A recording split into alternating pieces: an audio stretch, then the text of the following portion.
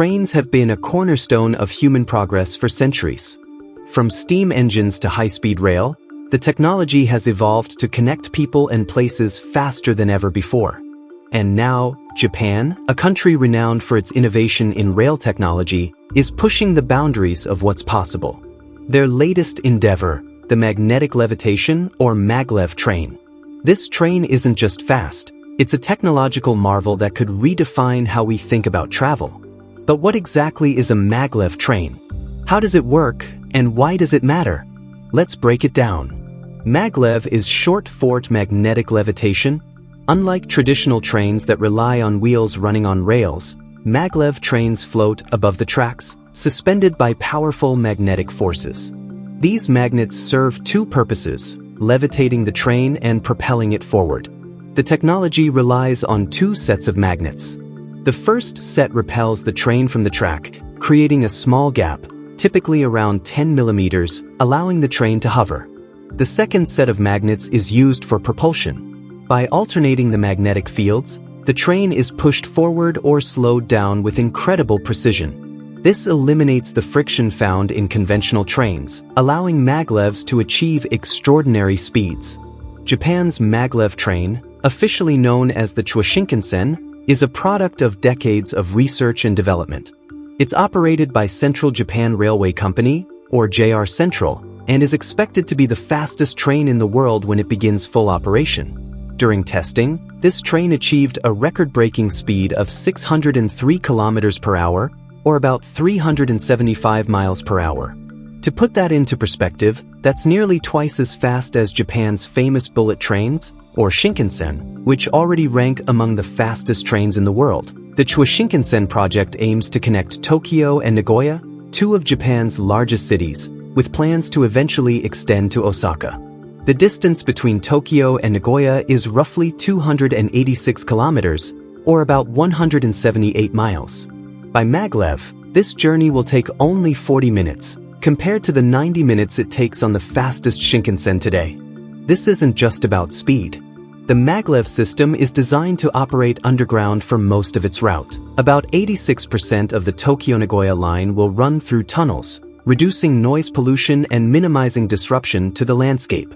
Building these tunnels has been a massive engineering challenge. Japan's mountainous terrain and dense urban areas require advanced tunneling techniques and strict safety measures. This also contributes to the project's high costs. The first phase alone, covering Tokyo to Nagoya, is estimated to cost over 9 trillion yen, or roughly $70 billion.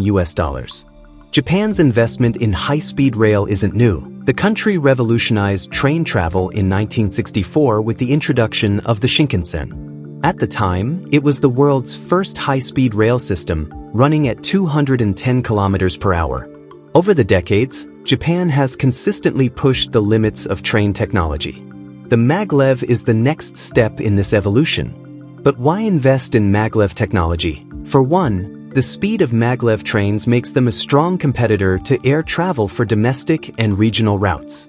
Air travel, while fast in the sky, often includes additional time-consuming factors such as airport check-ins, security checks, boarding, and taxiing on runways. Maglev trains offer a seamless alternative where passengers can board with minimal delays, and city center to city center connectivity eliminates the need for lengthy commutes to and from airports. This advantage becomes particularly evident on routes like Tokyo to Nagoya, where the Maglev line will significantly reduce total travel time, potentially drawing passengers away from short-haul flights. Maglev trains also offer a smoother ride, thanks to the absence of wheels and friction. Traditional trains can produce vibrations and noise due to the constant contact between wheels and tracks, but Maglev technology eliminates this interaction entirely. The train floats on a cushion of air, allowing for a quiet and virtually vibration-free journey. This makes the experience not only more comfortable for passengers but also less intrusive to nearby communities, where noise pollution from high-speed rail can sometimes be a concern. Another key advantage is reliability. Unlike airplanes, which are highly dependent on weather conditions, Maglev trains are engineered to operate in a controlled environment. Snow, rain, or strong winds have minimal impact on their operation, thanks to the enclosed and streamlined design of the track system. For regions prone to extreme weather, this resilience could be a critical factor in ensuring consistent and dependable travel schedules. Maglev trains also bring potential safety benefits. Traditional high-speed rail relies on complex mechanical systems that are subject to wear and tear over time. Wheels, brakes, and other components require constant maintenance to ensure safe operation. In contrast, Maglev trains, with their frictionless design, experience far less mechanical stress. This reduces the risk of mechanical failure and the need for frequent replacements, which could lead to improved safety records over the long term. However, there are challenges. The cost of building and maintaining Maglev systems is significantly higher than that of traditional railways. Constructing specialized tracks and integrating magnetic levitation technology requires substantial financial investment and advanced engineering expertise. In addition to initial construction costs, long-term maintenance involves specialized knowledge and equipment, which can further drive up expenses. This has sparked debates about whether the benefits justify the expense, especially in countries or regions where demand for high-speed rail may not be as concentrated. In addition, Maglev systems are not yet widely adopted, which means limited global expertise in maintaining and operating them. Unlike conventional rail systems with decades of accumulated knowledge and global standardization, Maglev technology remains relatively niche. This can make scaling the technology to other regions or countries more challenging, as it requires both technical knowledge transfer and substantial upfront investment in infrastructure and training. Despite these hurdles, proponents argue that the long-term benefits of Maglev technology, speed, comfort, reliability, and safety, make it a worthwhile investment. For densely populated regions with high travel demand, Maglev systems could provide a future-proof solution to transportation needs, reducing reliance on congested highways and overburdened airports. Yet, the question remains whether the global community is ready to embrace this leap forward in transportation technology. Despite these challenges, Japan is committed to the project. The Chuo Shinkansen isn't just about faster travel. It's also about showcasing Japanese engineering on the global stage. Countries like China and Germany have also developed Maglev systems, but Japan's focus on long-distance, high-speed Maglev routes sets it apart. Maglev technology has been implemented in other parts of the world, but mostly for shorter routes.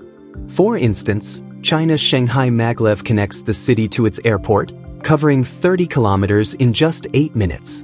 While impressive, it's a far cry from the ambitious scale of Japan's Chuo Shinkansen. If successful, Japan's Maglev system could pave the way for similar projects around the globe. The technology could redefine the way we think about medium-distance travel, making it faster, more reliable, and more efficient. The Chuo Shinkansen is expected to begin partial operation by 2027, with the full line to Osaka projected to be completed by 2045. While that timeline may seem distant, it's a reminder of the scale and complexity of this undertaking. For Japan, the Maglev train isn't just a technological project, it's a vision of the future. So, as Japan inches closer to launching the world's fastest train, the question remains, will the Maglev usher in a new era of speed travel, or will it remain a symbol of what's possible, waiting for the world to catch up?